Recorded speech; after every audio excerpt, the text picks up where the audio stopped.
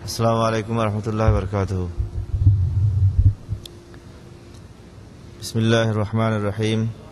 আলহামদুলিল্লাহি রাব্বিল আলামিন ওয়াল আকিবাতু লিল মুত্তাকিন ওয়ালা উদওয়ানা ইল্লা আলাল যালিমিন ওয়াসসালাতু ওয়াসসালামু আলা আশরাফি খালকিহি মুহাম্মাদিন ওয়া আলা আলিহি ওয়া আসহাবিহি আজমাইন।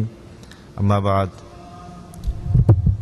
উপস্থিত সম্মানিত বাংলাদেশি ভাই সকল, তো আমরা সর্বপ্রথম মহান রাব্বুল আলামিনের প্রশংসা জ্ঞাপন করছি, যিনি আমাদেরকে ইশার নামাজ জামাতের সঙ্গে আদায় করার পর আল্লাহর ঘর মসজিদে কিছু সময়ের জন্য বসার তৌফিক দান করেছেন। এজন্য আমরা বলি আলহামদুলিল্লাহ। তারপরে দরুদ সালাম পাঠ করি আমাদের প্রিয় নবী আখির নবী মুহাম্মদ বিন আব্দুল্লাহ সাল্লাল্লাহু আলাইহি ওয়াসাল্লামের উপর। তো ইনশাআল্লাহ আমরা বাংলাদেশি ভাইগণ, প্রবাসী ভাইগণ, আপনারা একটু কাছে কাছে আসবেন, যাতে করে আমাদের একটু সুন্দর হয় জিনিসটা আর কি, বৈঠকটা। দূরে থাকলে কাছে কাছে বসবেন, যেহেতু হালাকা বলা হয় এটাকে, অর্থাৎ গোল হয়ে বসা আর কি।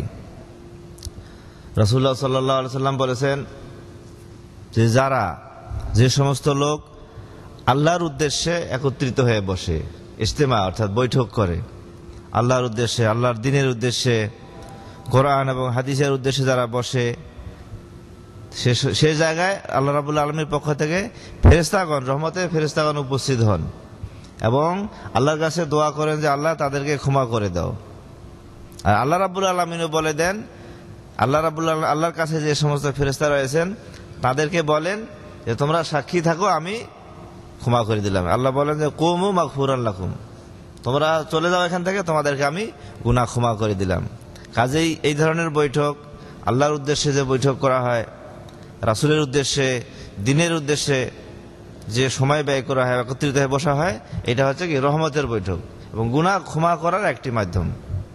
কাজেই আমরা এখানে এসেছি আল্লাহর ঘর মসজিদে, আমরা একমাত্র কোরআন এবং হাদিস থেকেই কথাবার্তা বলবো, শুনবো এবং আল্লাহ রাব্বুল আলামিন যেন আমাদেরকে তৌফিক দান করেন, সেই অনুযায়ী যেন আমরা আমল করতে পারি। দুনিয়াতে আজকে অনেক ধরনের ফিতনা ফাসাদ দেখতে পাচ্ছি, আমরা দেখতেছি সবাই অনেক ধরনের মারামারি, কাটাকাটি, হানাহানি, এই বোমাবাজি ইত্যাদি অনেক ধরনের সমস্যা দেখতেছি আমরা। এই রাজনৈতিক সম্পর্ক, মারামারি, খুনাখুনি, এই কোন্দল দ্বন্দ্ব লেগে আছে, বোর্ড ইলেকশন ইত্যাদি অনেক ধরনের সমস্যা আমরা দেখতে পাচ্ছি। কিন্তু আমাদের করণীয় কি? আমরা মুসলিম হিসাবে, মুমিন হিসাবে, মুসলমান হিসাবে, ইমানদার হিসাবে আমাদের করণীয় কি? এটা হচ্ছে বড় কথা। তো এই প্রশ্ন সবাই করতে পারে যে আমাদের কি করতে হবে। আমাদের করণীয় হচ্ছে আল্লাহ রাব্বুল আলামিনের দ্বীনের কাছে কি ফিরে আসা। এটা হচ্ছে মুসলমানদের এক নম্বর কাজ। আমরা জানি আল্লাহ রাব্বুল আলামিন মানুষকে দুনিয়ায় পাঠানোর পর আদম আলাইহিস সালাম হচ্ছেন প্রথম মানুষ, তার থেকে লক্ষ লক্ষ কোটি কোটি কোটি কোটি মানুষ দুনিয়াতে এসেছেন। এমনি এমনি আল্লাহ রাব্বুল আলামিন ছেড়ে দেন নাই, বরং যুগে যুগে নবী এবং রাসূলদেরকে পাঠিয়েছেন। কেন? আল্লাহর উদ্দেশ্য, আল্লাহ যে উদ্দেশ্যে মানুষকে তৈরি করেছেন, দুনিয়ায় পাঠিয়েছেন, সেই উদ্দেশ্যটাকে বলে দেওয়ার জন্য। তাদের মধ্যে সর্বপ্রথম হচ্ছেন নূহ আলাইহিস সালাম। আল্লাহ রাব্বুল আলামিন বলেছেন কানান নাসু উম্মাতান ওয়াহিদাতান ফাবাআসাল্লাহুন নাবিয়্যিন, মানুষ একই উম্মতের উপরে ছিল। আদম আলাইহিস সালাম এই দায়িত্ব পালন করেছেন, তার সন্তানদেরকে বলেছেন তোমরা আল্লাহর পথে থাকো, আল্লাহর ইবাদত করো, আল্লাহকে ডাকো। সবাই এই নীতির উপরে ছিল। কিন্তু মানুষ যখন বিভিন্ন পথে চলে গেছে, বিভিন্ন মতে চলে গেছে, যখন দোলাদলি শুরু করেছে, শিরক করেছে তখন আল্লাহ রাব্বুল আলামিন, আল্লাহ যেহেতু মানুষ অন্য পথে চলে গেছে, আল্লাহর উদ্দেশ্য থেকে অন্যদিকে চলে গেছে, তখন আল্লাহ রাব্বুল আলামিন এই নবীদেরকে পাঠালেন এই আল্লাহর উদ্দেশ্যে, আল্লাহর রাস্তায় ফিরিয়ে আনার জন্য। এইখানে তাফসিরে আছে কানা নাসু উম্মাতান ওয়াহিদাতান ফাখতালাফু, মতভেদ করেছে, মানুষ বিভিন্ন দলে চলে গেছে। ফাবাআসাল্লাহুন নাবিয়্যিন, তখন আল্লাহ রাব্বুল আলামিন নবী এবং রাসূলদেরকে পাঠালেন। তাদের মধ্যে সর্বপ্রথম কে? নূহ আলাইহিস সালাম। নূহ আলাইহিস সালাম সর্বপ্রথম এই নবী হয়ে এসেছেন, একমাত্র শুধুমাত্র মানুষকে আহ্বান করার জন্যই তাকে আল্লাহ রাব্বুল আলামিন এই দুনিয়াতে পাঠিয়েছেন। নূহ আলাইহিস সালাম 950 বছর এই দাওয়াতের কাজ করেছেন, শুধু মানুষকে আল্লাহর তাওহীদের দিকে আহ্বান করেছেন। কতদিন? 950 বছর। আলফা সানাতিন ইল্লা 50 আমান, কোরআনে আল্লাহ বলেছেন যে 1500 বাদ দিয়ে, অর্থাৎ 950 বছর শুধু মানুষকে আহ্বান করেছেন। এরপর আল্লাহ রাব্বুল আলামিন নূহ আলাইহিস সালাম, মুসা আলাইহিস সালাম, ঈসা আলাইহিস সালাম, ইব্রাহিম আলাইহিস সালাম, এরপর দাউদ, সুলাইমান, এরপরে ঈসা আলাইহিস সালাম, মুহাম্মদ বিন আব্দুল্লাহ সাল্লাল্লাহু আলাইহি ওয়াসাল্লাম, এইভাবে অনেক নবী পাঠিয়েছেন। এমনকি আল্লাহ বলেছেন যে ওয়ালাকাদ বাআসনা ফী কুল্লি উম্মাতিন রাসূলান আন ইবুদুল্লাহ ওয়া ইজতানিবুত তাগুত। এমনকি আল্লাহ রাব্বুল আলামিন প্রত্যেক জাতির কাছে নবী পাঠিয়েছেন, রাসূল পাঠিয়েছেন। প্রত্যেক জাতির কাছে, জাতি বলতে প্রত্যেক ভাষার লোকের কাছে রাসূল পাঠিয়েছেন। যেমন আমরা বাংলা ভাষার লোক, তারপরে উর্দু ভাষা, হিন্দি ভাষা, একটা ইন্ডিয়ায় দেখেন কতগুলি ভাষা, শুধু একটা দেশে দেখেন কতগুলি ভাষা আছে। আল্লাহ বলছেন যে ফী কুল্লি উম্মাতিন, প্রত্যেকটি জাতির কাছে। এখন আমরা বলছেন বাংলাদেশি, বাঙালি জাতি, এক ভাষার লোক। এইভাবে প্রত্যেক ভাষার কাছে আল্লাহ রাব্বুল আলামিন কি করেছেন? রাসূল পাঠিয়েছেন। কি বাণী দিয়ে? আন ইবুদুল্লাহ ওয়া ইজতানিবুত তাগুত, এই আল্লাহর পথে আহ্বান করার জন্য। আল্লাহর উদ্দেশ্য এটাই। আল্লাহর উদ্দেশ্য দুনিয়াতে, আমাদের উদ্দেশ্য এটা নয় যে ক্ষমতা অর্জন করতে হবে, সম্পদ কামাই করতে হবে, দেশ গঠন করতে হবে, মানুষকে সুখ দিতে হবে দুনিয়াতে, এই উদ্দেশ্য নয়। উদ্দেশ্য হচ্ছে আল্লাহর ইবাদত করা উদ্দেশ্য। কেন? যে দুনিয়া হচ্ছে ক্ষণস্থায়ী। আপনারা চিন্তা করেন, এই যে দেশে আমরা আছি আজকে, মানুষ আসার জন্য অস্থির। আমরা এসেছি এই দেশে, কতবার এই দেশে আসতে চায়। কেন? সম্পদ এই দেশে আছে। কিন্তু 50 বছর আগে কি ছিল? 100 বছর আগে কি ছিল এই দেশে? এই দেশের লোক অন্য দেশে চলে যেত কি এই রোজগার করার জন্য। ইন্দোনেশিয়া যেত, মালয়েশিয়া যেত, ইন্ডিয়া, পাকিস্তান, সব দেশে তারা গেছে, ব্যবসা করতে গেছে, রোজগার করার জন্য। এই দেশের মানুষ। এখন আমরা এই দেশে আসি কেন? সম্পদ আল্লাহ দিয়েছেন এখানে। কিন্তু আবার ইচ্ছা করলে আল্লাহ রাব্বুল আলামিন সম্পদ আরেক দেশে দিতে পারেন। কাজেই বোঝা যাচ্ছে দুনিয়া কামানো মুখ্য উদ্দেশ্য নয়।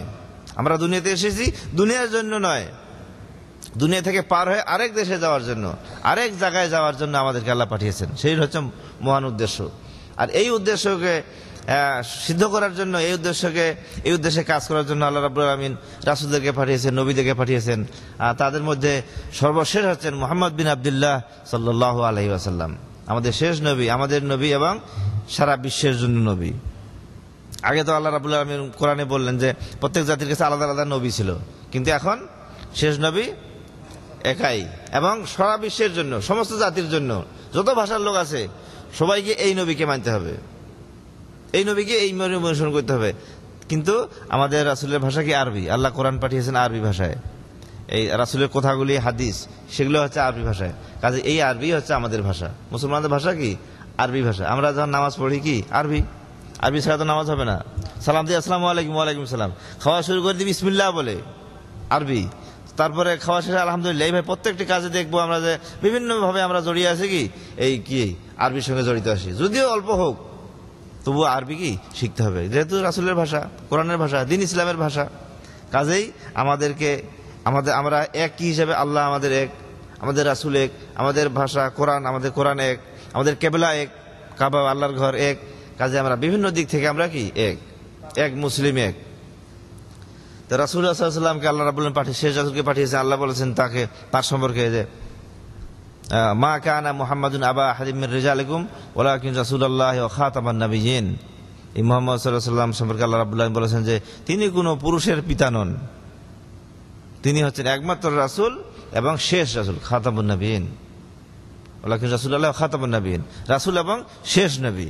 অর্থাৎ তারপরে কোনো নবী আর রাসূল এবং রাসূল আসবেন না, তাকেই মানতে হবে। এমনকি এই যে খাতামুন নাবিয়্যিন, যে এই সিল, খাতাম বলে সিল, অর্থাৎ একটা জিনিস আমরা যখন লিখি, চিঠি একটা লেটার লেখার পরে শেষে সিল মেরে দেওয়া হয়, অর্থাৎ এনডিসি লিখলে হবে না, শেষ সিল মেরে দেওয়া হয়। তো নবীগণ আস্তে আস্তে আস্তে নবীদের আসার সিলসিলা শেষ, তারপর সিল মেরে দেওয়া হয়েছে। তা আমাদের নবী হচ্ছেন শেষ নবী। তাই বলে এই কথা নয় যে অন্য নবীদেরকে মানি না, তা নয়, সবাইকে মানি, সব নবীদেরকে আমরা বিশ্বাস করি, তাদেরকে মহব্বত করি, ভালোবাসি। তারা হচ্ছেন বিশেষ আল্লাহর পক্ষ থেকে, বিশেষভাবে তারা এসেছেন, আল্লাহর পছন্দনীয় বান্দা। কিন্তু তরিকা এবং পদ্ধতিটা এই শেষ নবীর মানতে হবে। এবং অন্য নবীদেরকেও আমরা মানি যে তারা ছিলেন নবী, রাসূল, দ্বীনের কাজ করে গেছেন, কিন্তু পদ্ধতি মানতে হবে আমাদের এই শেষ নবী মুহাম্মদ বিন আব্দুল্লাহ সাল্লাল্লাহু আলাইহি ওয়াসাল্লামকে। এবং সারা বিশ্বের জন্য তিনি নবী। আল্লাহ রাব্বুল আলামিন কোরআনে বলেছেন, হে নবী, আপনাকে আমি পাঠিয়েছি সারা বিশ্বের জন্য। এই কথা আল্লাহ কোরআনে ঘোষণা করেছেন, সারা বিশ্বের জন্য আমি আপনাকে পাঠিয়েছি। আরো বলেছেন যে আপনাকে রহমত স্বরূপ আমি পাঠিয়েছি, অর্থাৎ দয়া, রহমতের ভান্ডার, রহমত হিসেবে পাঠিয়েছেন আল্লাহ রাব্বুল আলামিন তার মুহাম্মদ সাল্লাল্লাহু আলাইহি ওয়াসাল্লামকে। তার পথে, তার দলে যদি আমরা শামিল হই, মানুষ যদি ফিরে আসে, তাহলে তারা কি পাবে? মানে শান্তি পাবে। আর দ্বীন ইসলামের ভিতরে শান্তি, এই ধর্মের ভিতরে শান্তি আছে। এই ধর্ম ছাড়া যদি কেউ অন্য ধর্ম যদি গ্রহণ করে, ইসলাম ছাড়া যদি অন্য কোনো ধর্ম কেউ গ্রহণ করে, তাহলে সে কি হবে?